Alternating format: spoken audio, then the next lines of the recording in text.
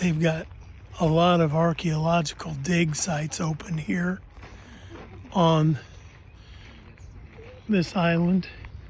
Here's a giant one here. And, you know, it's crazy how many they've got going of these different sites. Here's a site here,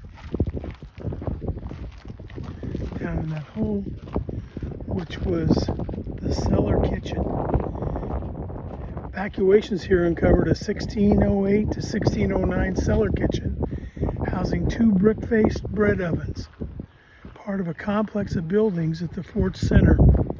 Following the starving time, winter of 1609 to 1610, the cellar was abandoned and it became a trash pit. Trash layers in the cellar included the butchered remains of both horses and dogs, animals, and the colonists consumed during that time. The colonists had consumed during that time. The partial cellar included the butchered remains and skulls, mandibles, and leg bones of an English girl were also found in the cellar. Forensic analysis of the bones demonstrated conclusive evidence that historic reports of cannibalism during the starving time were true.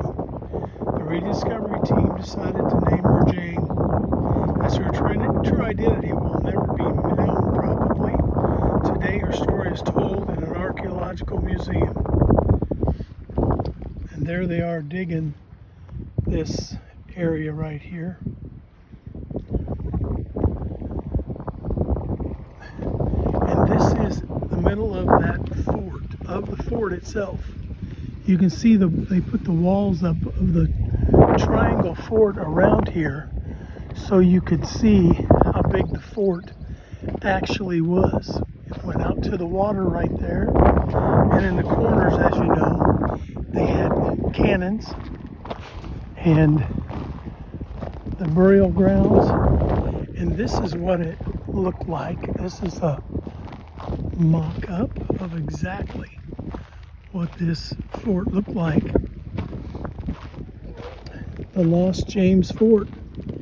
You can see they had cannons on the ends, and they had the buildings in here that they're doing the digs on right now. This is a scale model of the James Fort from 1607 to 1611, based on archaeological remains and historical accounts. But that's what it looked like right there. And we're standing. You can see the walls of this fort that you see down below here. They've got them set up that outlines this fort. And you see a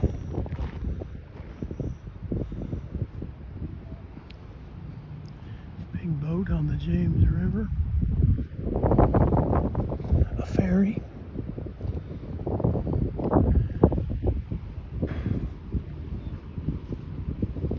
And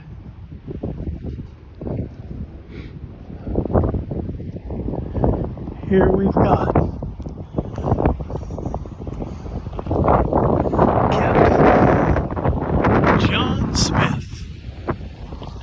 Governor of Virginia in 1608. They placed this monument right in the middle of what would have been the fort that was here.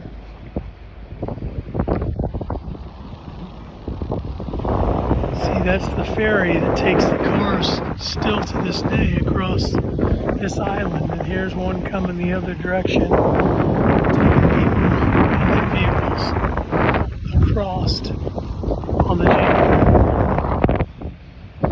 James. So much history, unbelievable history here in this historic Jamestown, the actual site.